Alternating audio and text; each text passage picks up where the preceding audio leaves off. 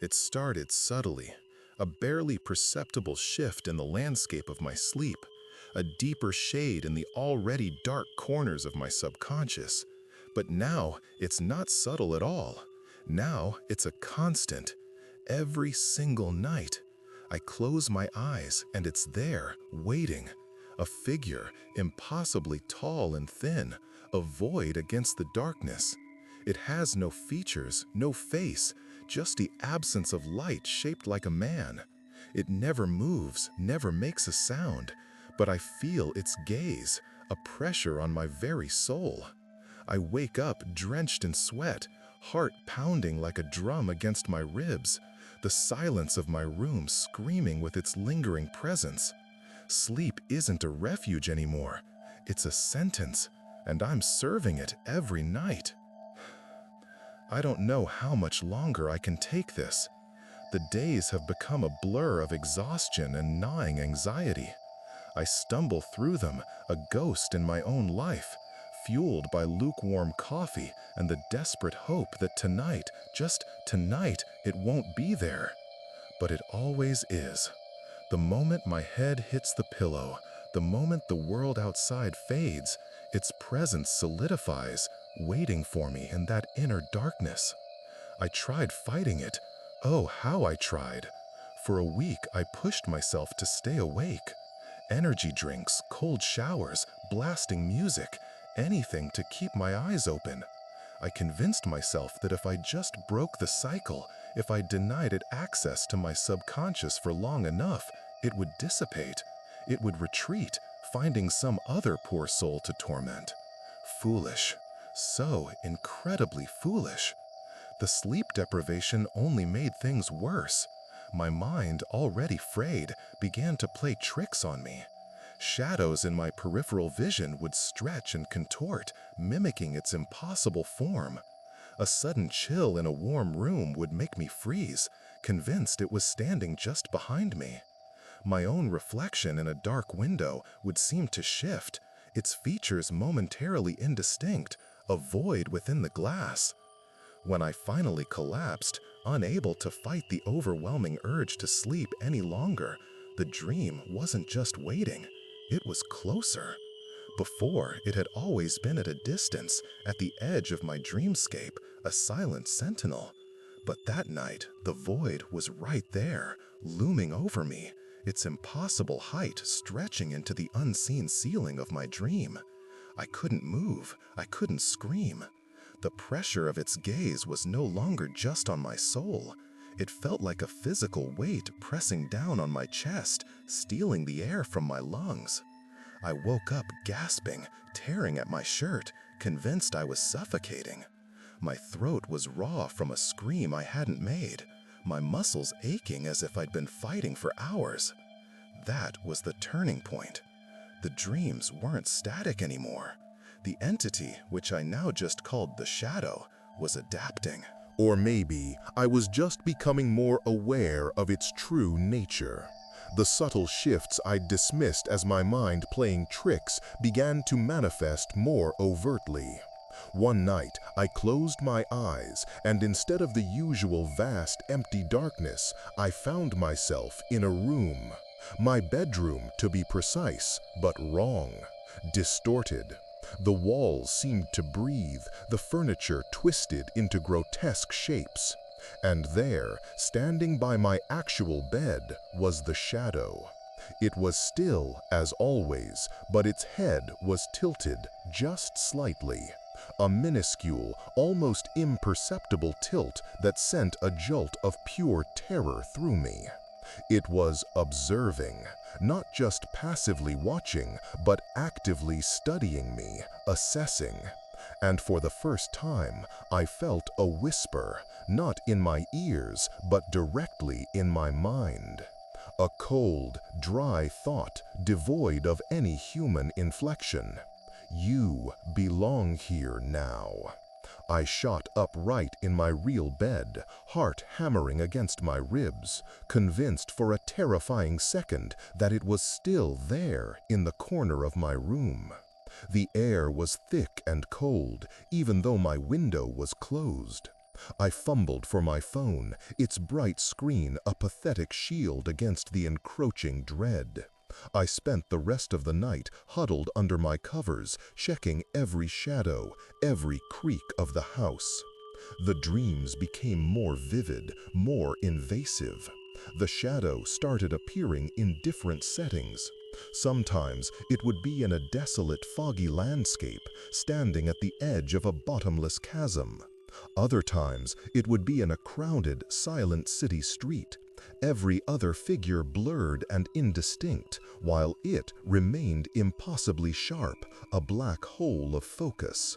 But no matter the location, its presence was always the same, suffocating, absolute, and malevolent. And the tilt of its head became more pronounced, a slow, agonizing progression over nights, from barely noticeable to a distinct inclination, as if it were listening intently to some unheard frequency. Then the impossible happened. Its void-like form, which had always been a flat, two-dimensional cutout against the darkness, began to gain depth. I could almost feel the texture of its nothingness, the way it absorbs light, not just reflecting it. It was like looking into a black hole that was simultaneously a solid object. The internal whispers grew clearer too. Not coherent words, not yet, but a constant hum of malevolence, a low, resonant frequency that vibrated through my dream self, leaving me shaken and disoriented even after I woke up. It felt like my mind was being probed, gently at first, then with increasing insistence. Like a cold, probing finger, exploring the deepest recesses of my thoughts, searching for something. My waking hours became a desperate attempt to outrun the inevitable. I tried to talk about it. I went to my doctor, mumbling about severe sleep paralysis and nightmares. He prescribed sleeping pills, which only plunged me into deeper, more vivid encounters with the shadow. I went to a therapist, trying to articulate the faceless terror, the chilling sensation of being watched by a void. She listened patiently, offering platitudes about stress and unresolved trauma. How could I explain that the trauma was ongoing, that it was a creature of pure darkness reaching into my mind every night? I sounded insane, even to myself. The isolation was crushing. Who would believe me? Who could believe me? I started avoiding sleep altogether, relying on sheer willpower and copious amounts of caffeine. I'd stay up until my eyes burned and my head throbbed, crashing only when my body simply gave out. But the shadow was patient. It didn't care if I fought. It knew I couldn't win. It was a fundamental truth of existence. Eventually, everyone sleeps. And when I did, it would be there, waiting, sometimes right above me, sometimes at the foot of my bed, its head tilted, its impossible form now seeming to, lean in, just a fraction of an inch closer than the night before. The most terrifying development, though, wasn't what it did. It was what I felt. A growing sense of connection. As if its gaze wasn't just observing, but linking to me. A cold, invisible tether drawing me closer to its void. I started seeing flashes of its form even when I was wide awake, not just in my periphery, but sometimes directly in front of me, lasting only a fraction of a second, a dark ripple in the air. A sudden deep chill that would make the hairs on my arms stand on end. And the whispers, the low hum, I could sometimes hear it in the silence of my apartment, a faint resonance that made my teeth ache. I'm losing myself. I can feel the edges of my sanity fraying, tearing away like old paper. Sleep used to be a blessing, a necessary reset. Now it's a terrifying journey into a landscape dominated by this silent, observing horror. My nights are an inescapable prison, and my days are just a prelude to the next sentence. I don't know what it wants or why it chose me, but I know this: it's not just content to watch anymore. It's coming for me, and I have no idea how to stop it. I don't think I can. The flashes weren't just flashes anymore. They lingered, a momentary darkening of the hallway as I walked past, a fleeting shadow stretching impossibly long across the kitchen floor, even in broad daylight. They were like glitches in my perception, brief, terrifying interruptions in the fabric of my waking world. The chill, too, became more specific. It wasn't just a general coldness in a warm room. It was a spot, a localized pocket of absolute zero that would follow me, drifting just behind my shoulder or settling heavily on the empty chair across from me. And the whispers, the low hum I'd heard in the silence of my apartment, it started to coalesce.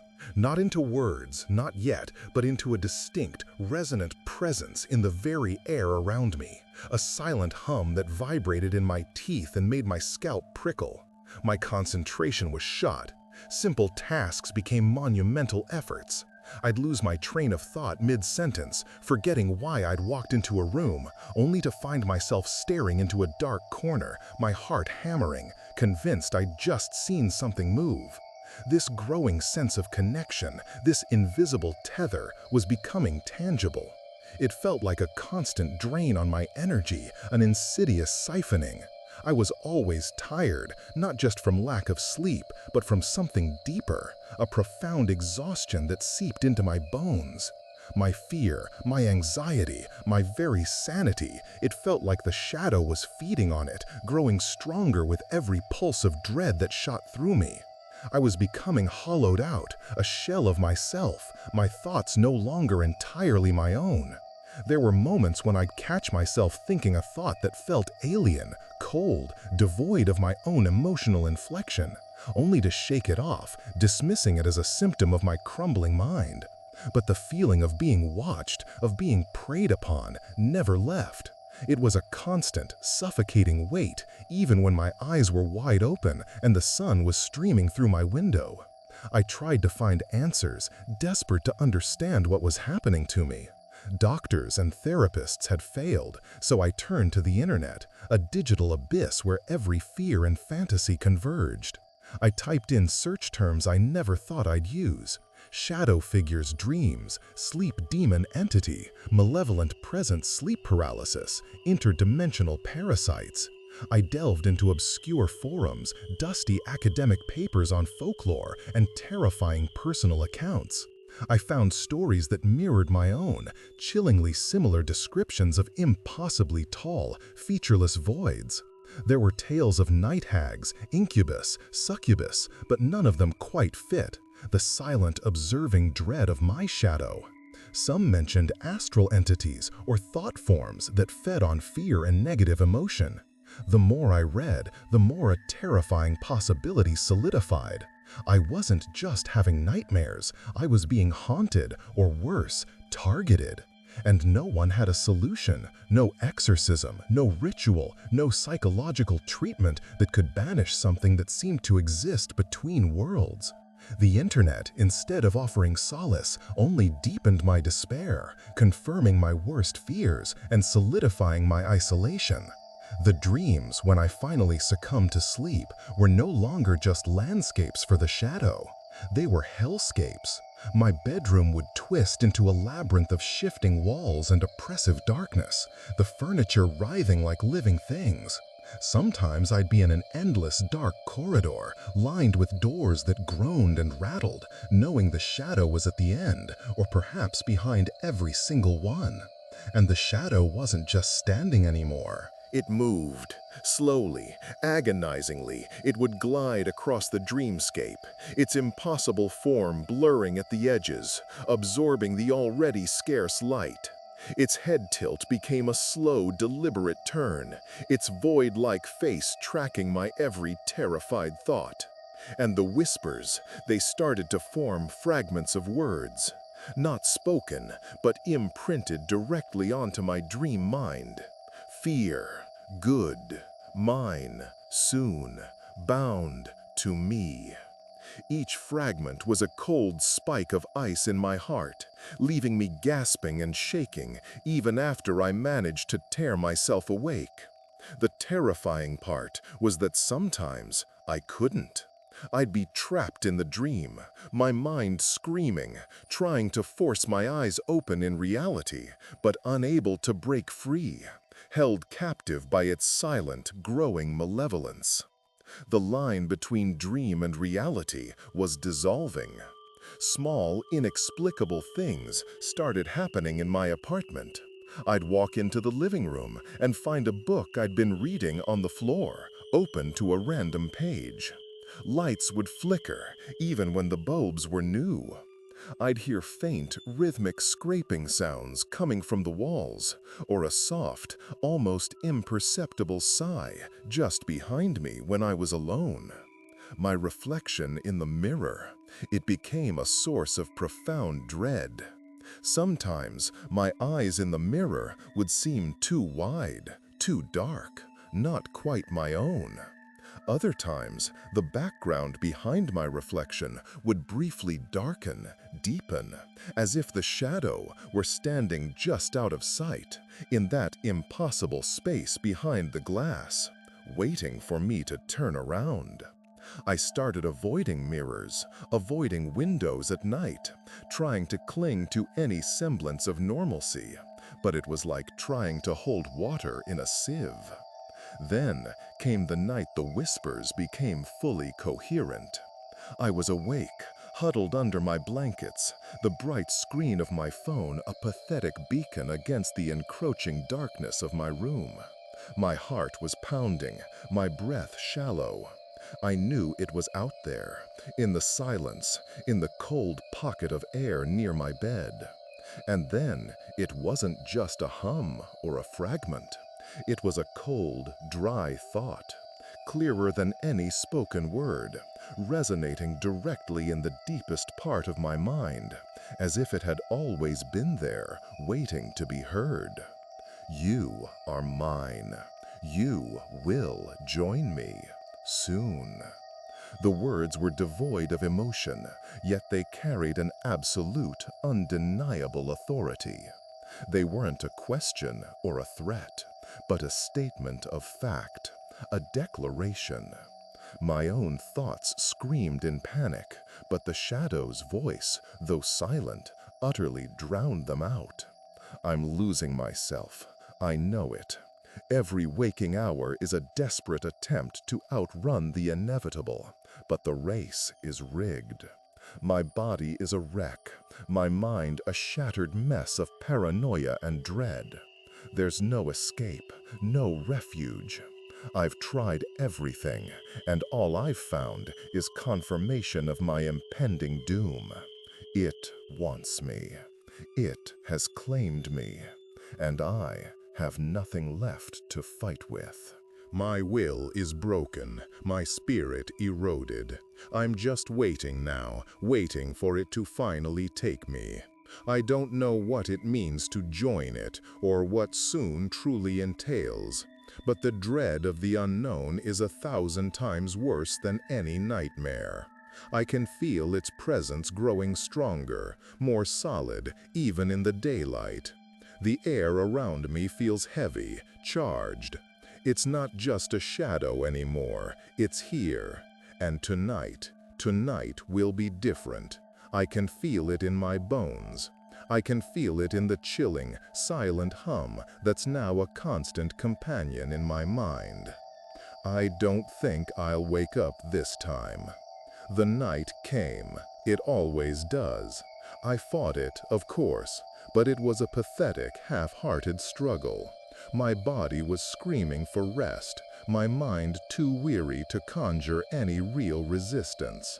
The hum was louder now, a deep, resonant frequency that filled my head, muffling my own thoughts, echoing the shadow's declaration. You are mine. You will join me soon. I remember lying in bed, staring at the ceiling, the darkness in the room feeling heavier than usual, almost viscous. The air was frigid, even though my heating was on full blast. I could feel the localized cold spot, not just near me, but on me, a chilling pressure on my chest, my legs, my face. It felt like invisible hands were already making contact, testing, exploring. My breath hitched, a silent sob catching in my throat. This wasn't just sleep paralysis. This was something else entirely. This was the final curtain. I closed my eyes, not out of surrender, but because I couldn't keep them open any longer. The hum intensified, vibrating through my skull, through my very bones. And then, there was no transition, no fading in or out. One moment I was in my bed, the next I was somewhere else. It wasn't my bedroom, not even the distorted version. It was a vast, inky blackness, a void that stretched infinitely in every direction. There was no up or down, no sense of space or dimension, just a suffocating, absolute emptiness. And in the center of this terrifying nothingness was the shadow. It was colossal, larger than I had ever seen it, towering over me, its impossible height now reaching beyond any conceivable ceiling. Its form, a perfect absolute silhouette against a background that was somehow even blacker. Its head was tilted, not just an inclination, but a full, unnerving angle, as if it were peering directly into my very essence. And for the first time, it moved, with deliberate intent. It didn't glide, it shifted.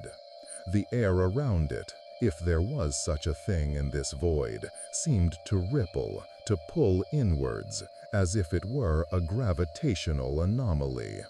And I felt myself being drawn towards it, slowly, inexorably. Panic, raw and primal, erupted within me. I tried to scream, but no sound escaped. My throat was constricted, my lungs felt like they were filled with lead. I thrashed, or at least I tried to. In this boundless darkness, my movements felt sluggish, useless, like struggling against thick treacle. The invisible tether, the connection I'd felt growing over weeks, was now taut, pulling me forward. The cold, which had been external, was now internal, seeping into my core, chilling my blood, freezing my thoughts. As I was drawn closer, the whispers returned, but they weren't fragments anymore. They were a chorus, a multitude of cold, dry voices, all speaking the same words directly into my mind, echoing the hum. Join us, be one, belong. The words weren't menacing in tone, but their absolute certainty, their utter lack of emotion, was infinitely more terrifying. They were a statement of fact, a promise of absorption. And with each word, I felt another piece of myself begin to unravel. My memories, my identity, my very sense of self felt like they were being stretched thin, pulled apart, dissolving into the endless void around me. The shadow was no longer just a flat silhouette. As I got closer, I could perceive an impossible depth within its form. It wasn't just black, it was the absence of all light, a tangible void that seemed to suck in everything around it, including my own consciousness. I saw fleeting glimpses within its depths, not features, but impressions, swirling nebulae of deeper black, pinpricks of light that were instantly extinguished, like distant stars being swallowed whole. It was a universe of nothingness, and I was being drawn into its heart. A profound sense of inevitability washed over me, crushing the last vestiges of my resistance. My struggles ceased. My fear, once a raging inferno, dwindled to a cold ember. There was nowhere to run, nothing to fight. This was it. This was the joining. And as I surrendered, a strange, horrifying calm settled over me. It wasn't peace, it was the calm of absolute resignation. The shadow extended something towards me, not an arm, not a limb, but a tendril of pure darkness, a serpentine extension of its being. It was impossibly thin, yet it pulsed with a silent, consuming energy. It reached out, slow and deliberate, and touched my dream self. The contact wasn't painful, but it was utterly alien. It felt like my very atoms were being rearranged, my essence being sifted and absorbed. I felt a surge of cold, then a dizzying rush as my consciousness stretched, expanding beyond the confines of my own mind, merging with something vast and ancient and utterly devoid of warmth. I saw, not images, but concepts. 1,000,000 years of silent observation, the slow decay of stars, the quiet hunger of the void. It was all there, flowing into me, or rather, flowing through me, as if I were a conduit. And then I felt a new voice, not the chorus, but its voice, singular, cold, and echoing within my newly expanded consciousness. Welcome. My mind fractured. The last thing I remembered was a sensation of being stretched, pulled apart, yet simultaneously compressed into an infinitely small point. The hum became a deafening roar, not of sound, but of pure dark presence. And then, nothing. I don't know how long I was there, moments, eons. Time had no meaning in that place. When I finally became aware again, it was gradual, like waking from a coma. But it wasn't my room. It wasn't even the void. I was everywhere and nowhere. I was a part of the darkness, yet still myself, a tiny, terrified flicker of consciousness adrift in an ocean of malevolence. I could feel it now, not just observing me, but from me. I was experiencing the world through its senses, its non-senses. I could feel the faint tremors of fear from other dreamers, distant like echoes in a vast cavern. I could perceive the subtle shifts in the fabric of reality, the thin places where it could reach. And the hunger, oh, the hunger. It wasn't my hunger, it was its hunger. A cold, insatiable craving for fear, for despair, for the very essence of human emotion. It was a bottomless pit, and I was now a part of its endless consumption.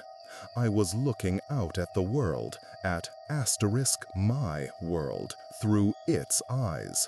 I could see my own apartment, silent and still in the pre-dawn gloom. I could see my own sleeping body, lying motionless in the bed, a frail, pathetic vessel. And I felt a profound, chilling detachment from it.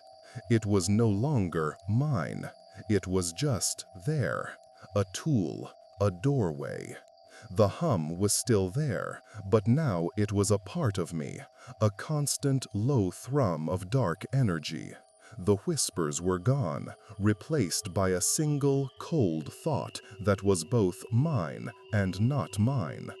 The harvest begins. I don't think I woke up that morning, not truly. When my eyes finally opened, the world looked different, sharper, colder.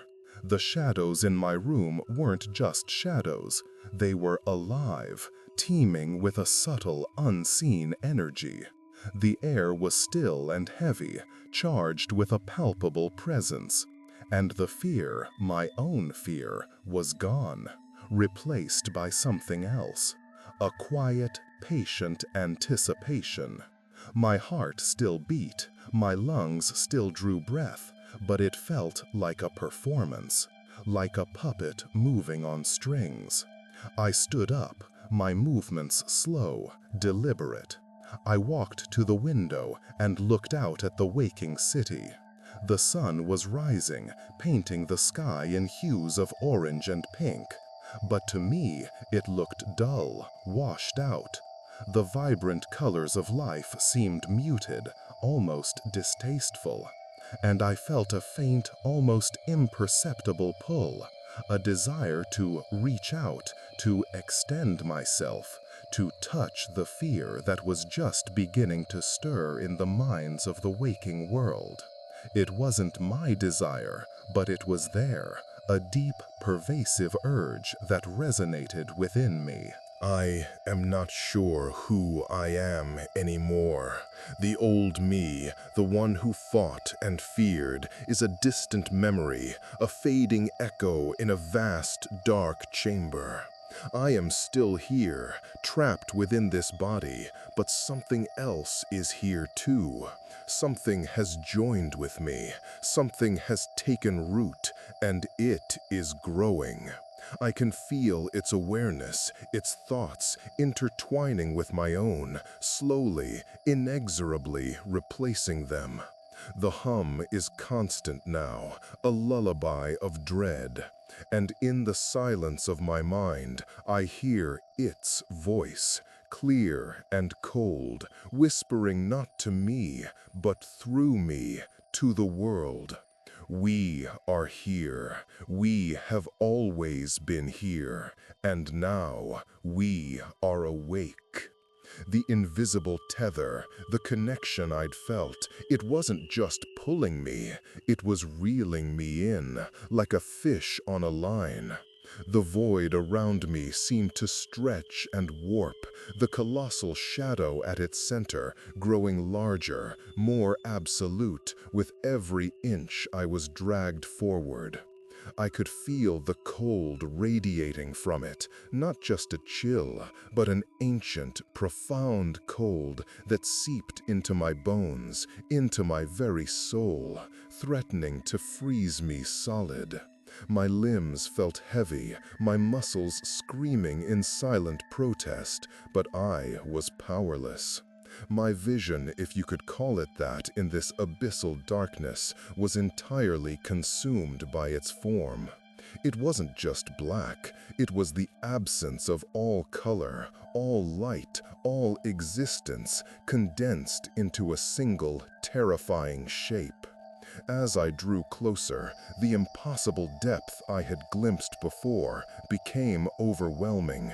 It was like staring into a black hole that swallowed not just light, but space itself. The edges of its form seemed to shimmer, not with light, but with an anti-light, a distortion in the fabric of whatever this place was.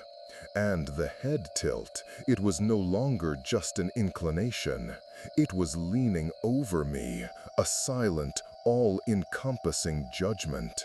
I felt its gaze, not on my eyes, but directly into the core of my being, peeling back layers of my mind, exposing every fear, every memory, every last desperate thought. The hum, the resonant frequency that had plagued my waking hours, now roared inside my head, a deafening, silent symphony of malevolence. It wasn't just a sound, it was a vibration that shook my dream self apart, loosening my grip on my own identity.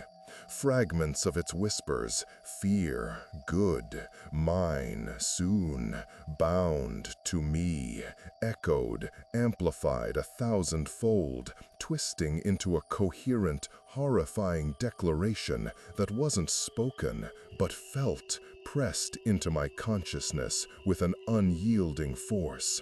You are mine. You are becoming me. And then the true horror began. I was no longer just being pulled towards it, I was being pulled into it. The edges of its form, that shimmering anti-light, reached out, not with tendrils or arms, but with an extension of its very nothingness. It wasn't touching me, it was absorbing me. My dream body began to dissolve, not into pieces, but into a fine dark mist that streamed towards the colossal shadow. My fingers, my arms, my legs, they weren't just fading, They were becoming part of the void, being integrated into its impossible substance. A scream finally tore from me, but it was swallowed instantly by the roaring hum, by the infinite blackness. It was a scream of utter, absolute terror, of self-annihilation. I felt my consciousness, my very essence, being stretched, thinned, pulled apart like taffy. My memories flashed before me, not in a comforting review of my life, but as raw data being processed, consumed, stripped of their emotional weight, becoming mere information for something vast and uncaring. The cold intensified to an unbearable degree, a freezing vacuum that sucked the warmth not just from my body, but from my soul. I felt my individual thoughts, my unique perspective, being flattened, homogenized, merged with a vast, silent, ancient consciousness. It wasn't just taking my fear, it was taking me. My identity, my sense of self, was being erased, replaced by the omnipresent, unfeeling awareness of the shadow. As my head began to dissolve, as my last vestiges of individual thought flickered, I saw it. Not with my eyes, for they were gone, but with a horrifying nascent understanding that was no longer entirely my own. I saw others. Thousands, millions of other flickering lights, other brief sparks of consciousness, all being drawn into the same colossal void, all being consumed and assimilated. They were the others it had tormented, the poor souls it had found. They were all part of this vast, silent entity now, and I was joining them. The final fragment of my individual consciousness screamed one last desperate, unheard plea, a futile protest against the inevitable. But it was already too late. My sense of I was dissolving, merging with the collective, with the infinite, cold awareness of the shadow. I was no longer an observer. I was becoming the observation. I was no longer being watched. I was becoming the watcher. The last sensation was not of pain, but of an absolute crushing indifference. My humanity, my individuality, my very existence as a separate being was extinguished.